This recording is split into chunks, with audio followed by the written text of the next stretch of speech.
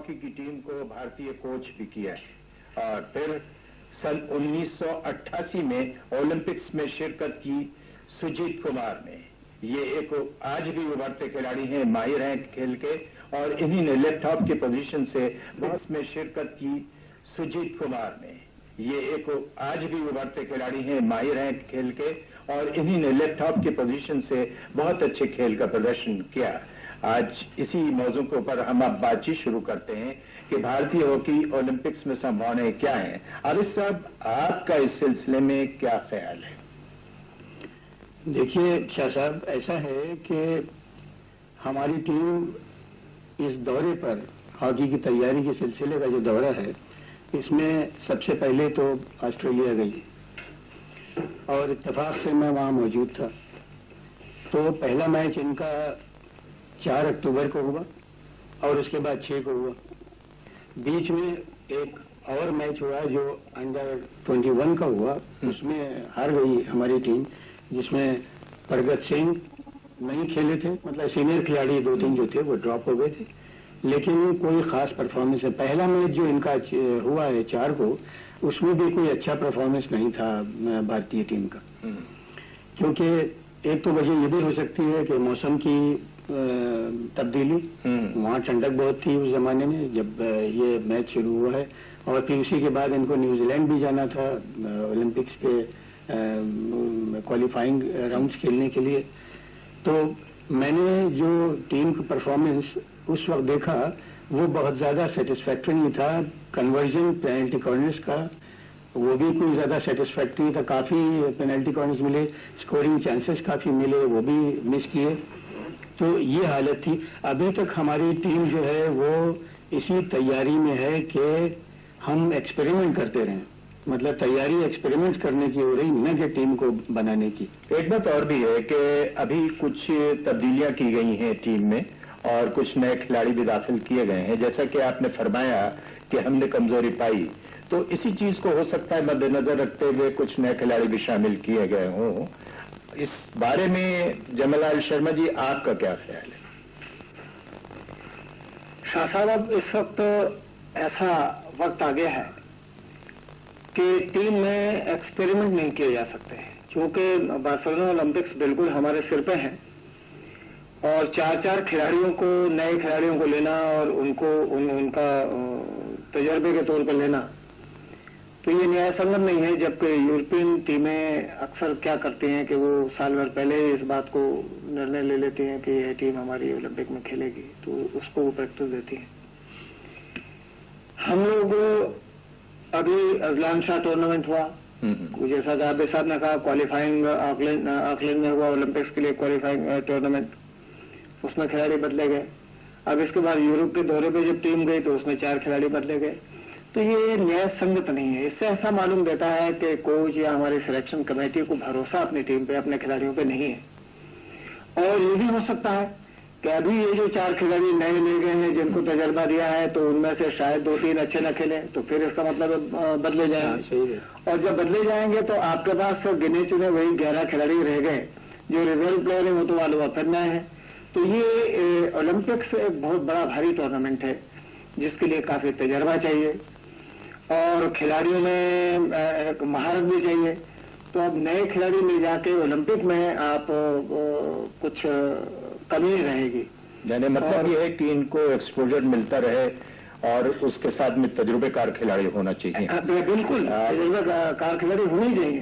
और ये जो भारतीय हॉकी संघ ने ये यूरोप का दौरा रखा है, बहुत अच्छा काम किया। ये मैं नहीं कहता हूँ, क्योंकि टीम को तजुर्बा मिलना चाहिए, लेकिन ये इतना देर है कि वास्तव में जो अच्छी टीमें हैं, जैसे जर्मनी है, ऑस्ट्रेलिया है, हॉलैंड है, यहाँ तक कि पाकिस्तान है, वो लोग क्या काम करते हैं कि वो अपनी टीम को निरंतर हर साल यूरोप के दौरे पे, या यूरोप की टीमें अपने आपस में खेलती रहती हैं। लेकिन एक बात है इस सिलसिले में, मैं ये कहूंगा कि इंग्लैंड जैसे है, ब्रिटेन की टीम है, वो अब फिर 2-3 टूर्नामेंट खेलेगी इस बीच और दूसरे मुल्कों के खिलाफ भी खेलने जा रही है। क्या वो इस तरह की गलती नहीं कर रहे हैं जो आप समझ रहे हैं कि ये गलती है? नहीं, अभी ब्रिटेन ने भी अपनी टीम को जो है पूरा कर लिया और उन्होंने ओलंपिक नहीं साहब, ओलंपिक के लिए उन्होंने टीम को डिक्लेयर कर दिया है और ये कहा है कि ये टीम हमारी ओलंपिक में खेलेगी, जबकि हमारी जो भारत की टीम है अभी इसका तजर्बा ही कर रहे हैं। तो इसमें बड़ा फर्क पड़ता है कि आप कम से कम 6 महीने या 7 महीने 8 महीने पहले ही आपने डिक्लेयर कर दिया कि हमारी टीम खेलेगी, तो नेचुरली लड़कों में भी भरोसा होगा कि भाई हमको रिप्रेजेंट करना है, वो भी दिलो जान से खेलेंगे। लेकिन जब टीम डिक्लेयर ही नहीं है, हर आदमी को मालूम नहीं है कि पता नहीं हमारा नंबर आएगा कि नहीं आएगा, तो इससे बड़ा फर्क पड़ता है खिलाड़ी की परफॉर्मेंस पे, टीम पे। और फिर ये तो टीम गेम है भाई, ये तो है नहीं कि इंडिविजुअल खेल हो तो भाई ठीक है, अपनी परफॉर्मेंस पे निर्भर करता है। ये टीम गेम है, इसमें तो तालमेल बहुत जरूरी चीज है, और तालमेल भी गोल मारने का, पेनल्टी कॉर्नर को कन्वर्ट करने का, पेनल्टी स्ट्रोक को कन्वर्ट करने का, तो ये सारी बातें इसमें गिनती हैं। जब तक एक टीम के रूप में साल भर से वो इकट्ठा न खेलें, उनको तजर्बा ना हो, वेरियस टूर्नामेंट्स में उनको मौका मिलना चाहिए, तब जाके टीम बनती है। आप ठीक ही फरमा रहे हैं कि इस तरह के तजुर्बों की बहुत ही जरूरत है, और साथ में जब भरोसा होगा कि हमको मौका मिलेगा तो और भी मेहनत हो सकती है। सुजीत जी, जो कि आप तो हाल ही में जुड़े रहे भारतीय टीम से और आपको काफी तजुर्बा होगा, आप ये बताइए कि शॉर्ट कॉर्नर लेने में हमारी टीम कैसी उतरती है? जहाँ तक अभी तक की परफॉर्मेंस का सवाल है, हमारी टीम हमेशा शॉर्ट कॉर्नर में काफी कमजोर रही है और हम वक्त पे कमजोर साबित हुए हैं। तो जिस प्रकार के अभी पिछला टूर्नामेंट हमारी टीम ने क्वालिफाइंग राउंड ऑकलैंड में खेला था, वहाँ हमें 72 पेनल्टी कॉर्नर मिले थे, जबकि हमने उसमें सिर्फ 4 या 5 गोल किए थे। तो इस हिसाब से आप खुद रेशियो लगा लीजिए कि हमारी टीम के पेनल्टी कॉर्नर की कितनी परफॉर्मेंस है, और हमें उसको ज्यादा से ज्यादा प्रैक्टिस करना चाहिए। जिस प्रकार की आजकल पेनल्टी कॉर्नर और पेनल्टी स्ट्रोक ये मैच विनिंग स्किल हो गए हैं। अगर हमारी टीम इन दोनों चीजों में दक्ष हो जाती है तो हम 75% मैच जीत चुके होते हैं। जिस प्रकार की हॉलैंड में बॉगलैंडर है और जर्मनी टीम में फिशर है, ये अपनी टीम को 70% जो है कन्वर्जन दिलाते हैं, गोल ज्यादा से ज्यादा करते हैं अपनी टीम के लिए, तो उनकी टीम आए दिन टूर्नामेंट जीतती रहती है। और हमारी टीम में अभी तक MP सिंह के बाद कोई भी एक अच्छा हिटर नहीं हुआ कि जो भी अच्छी हिट लगा सके। और एक पेनल्टी कॉर्नर के लिए एक फुलबैक को ये चाहिए कि उसमें दिमाग का बहुत किस समय क्या करना है, दिमाग का सही इस्तेमाल करना पड़ेगा। क्योंकि अगर गोलकीपर जैसे यूरोपियन गोलकीपर पूरी अच्छी किट पहने रहते हैं, वो लेट जाते हैं, जब लेट जाते हैं तो किस समय स्कूप करना है उसी तरह, अगर नहीं लेटते हैं तो हिट किस समय मारना है। तो एक फुलबैक को जिस समय वो हिट करने जाता है उसको इन सब बातों को ध्यान में रखते हुए पेनल्टी कॉर्नर लेना चाहिए। अच्छा, प्रगट सिंह जैसे कि हमारे यहाँ फुलबैक हैं, वो पेनल्टी कॉर्नर ले रहे हैं, इनके क्या आपको कैसे पेनल्टी कॉर्नर स्ट्रोक्स लगे हिट मारने में? जहाँ तक प्रगट सिंह का सवाल है, ये बहुत ही अच्छे खिलाड़ी हैं, लेकिन जहाँ तक ये हिट मारने का ताल्लुक है उनके साथ, वो उनकी हिट उतनी अच्छी नहीं है जितनी और फुलबैक्स की होती है। उनसे जगदेव की हिट ज्यादा अच्छी है और पावरफुल है, जबकि प्रगट सिंह की हिट उतनी पावरफुल नहीं है। अच्छा, जहाँ तक पेनल्टी स्ट्रोक का सवाल है, शकील तो बराबर कामयाब रहे हैं, आपका क्या ख्याल है, क्योंकि आप उनके साथ खेलते भी रहे? शकील एक अच्छे खिलाड़ी होने के नाते एक अच्छा पेनल्टी स्ट्रोक फेंकने वाले भी हैं वो, और उन्होंने देखा है कि डोमेस्टिक टूर्नामेंट में उन्होंने स्ट्रोक जरूर मिस किए हैं, लेकिन इंटरनेशनल मैचेस में 1 या 2 स्ट्रोक उन्होंने अगर मिस किए हैं, बस बाकी तो उन्होंने सारे गोल किए और अच्छे फेंकने वाले हैं। इसमें भारतीय हॉकी टीम का दारोमदार स्ट्रोक का पूरा उन पे ही है और वो कामयाब हैं। अच्छा, जब आप ओलंपिक्स खेलने गए, सन 88 की बात है, इसमें आपने अपनी फॉरवर्ड लाइन को और डिफेंस का आपस में कोऑर्डिनेशन कैसा लगा, कोऑपरेशन आपस में, सूझबूझ और तालमेल? जी हाँ, अभी तक ओलंपिक की टीम का सवाल है, मेरे ख्याल से जो 84 में टीम थी वो बहुत फिट टीम थी। उसके बाद अगर ओलंपिक में 88 में टीम काफी अच्छी थी, हम जीत सकते थे। कुछ हमारी खामियों की वजह से हम टीम में सेमीफाइनल नहीं पहुंच सके, क्योंकि जिस समय इंग्लैंड से हमारा ग्रुप में मैच होना था लास्ट, अगर उसको बराबर भी खेलते हैं तो हम सेमीफाइनल में आ जाते। इत्तफाकन हम पहले हाफ में हम लोगों ने बराबर खेला, सेकंड हाफ में कुछ हमारी टैक्टिक्स गलत थी जिसकी वजह से हम लोग उनसे 3-0 हार के टूर्नामेंट से बाहर हो गए। आबिद साहब, आप एक तजुर्बेकार खिलाड़ी हैं और एक जमाने से हॉकी देखते हैं, आपने पुराना और नया दौर दोनों ही देखा है। आप ये बताइए कि आज के जमाने में हमको किस तरह से खेलना चाहिए, जो पैटर्न होना चाहिए खेल का? देखिए शाह साहब, आजकल के ज़माने में अब क्योंकि हर चीज़ बदल गई है, यहाँ तक के प्लेग्राउंड भी बदल गई हैं। किस तरह पहले थी लॉन पर खेलते थे, अब सिंथेटिक टर्फ है, पानी उसमें होता है काफ़ी। लेकिन उसको सब बातों को छोड़िए, क्योंकि वो कोई हमारे लिए प्रॉब्लम नहीं है, क्योंकि जितनी किस्में हिंदुस्तान में प्लेग्राउंड्स की हैं मेरे ख्याल से दुनिया में कहीं नहीं है। उनको डिटेल में जाना इस वक्त ज़रूरी नहीं है, लेकिन ये बात ज़रूर है कि जहां तक कि यूरोपियन टीम्स और बाहर की टीमें, अभी आप देख लें साउथ कोरिया की टीम को कि उनमें किस कदर ज्यादा फिजिकल फिटनेस है।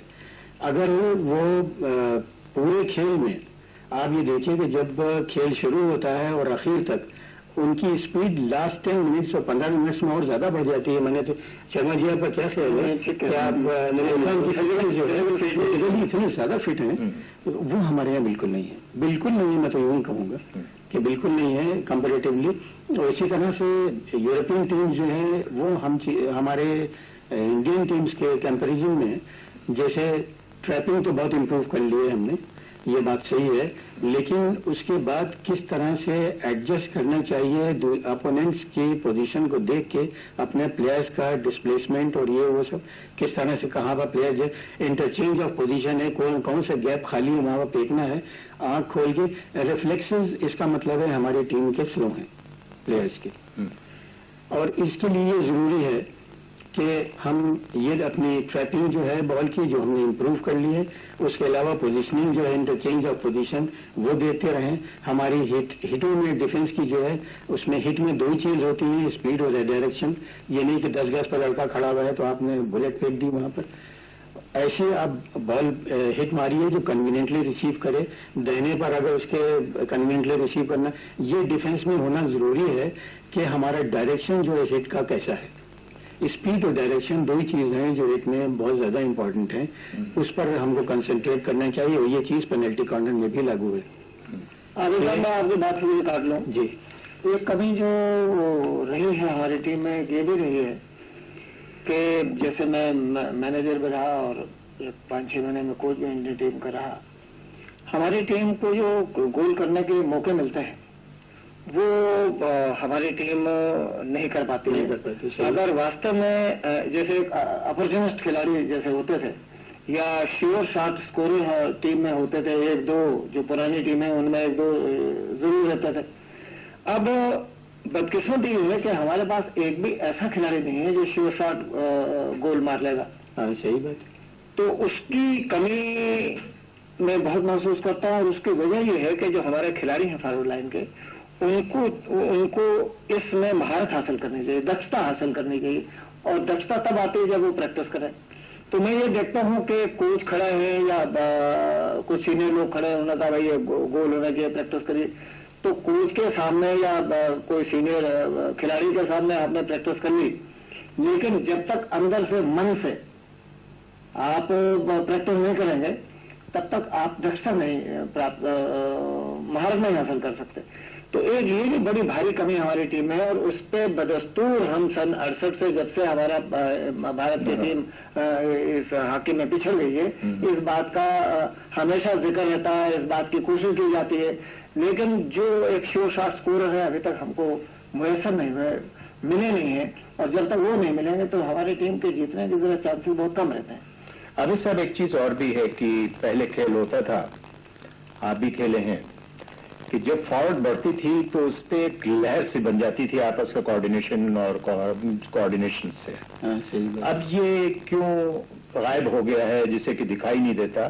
दूसरे ये है कि पहले जमाने में थ्रू पास, जिसमें कि एक अंदाज था, अंडरस्टैंडिंग थी, उसकी कमी महसूस हो रही है। आखिर इसका सबब क्या है, और क्या आप पाते हैं कि कुछ इन्हीं ने अपनाया है इसको? मैं समझता हूँ कि ये पुराना ट्रेडिशन जो है, अभी तक सिर्फ दुनिया की एक टीम है जिसने अपने अंदर अपना रखा है अभी तक, वो है पाकिस्तान की टीम। जो पहले उनका फॉर्मेशन जिस तरह से पहले खेलते थे 5-3-2-1, उसी वही फॉर्मेशन उनका अब भी है। और ये जो अब यूरोपियन टीम्स का स्टाइल हमने लिया है 4-4 फॉरवर्ड 4 हाफ लाइन का, और उसके बाद 2-1, तो ये तो आप समझिए कि हम हमेशा से खेलते आए।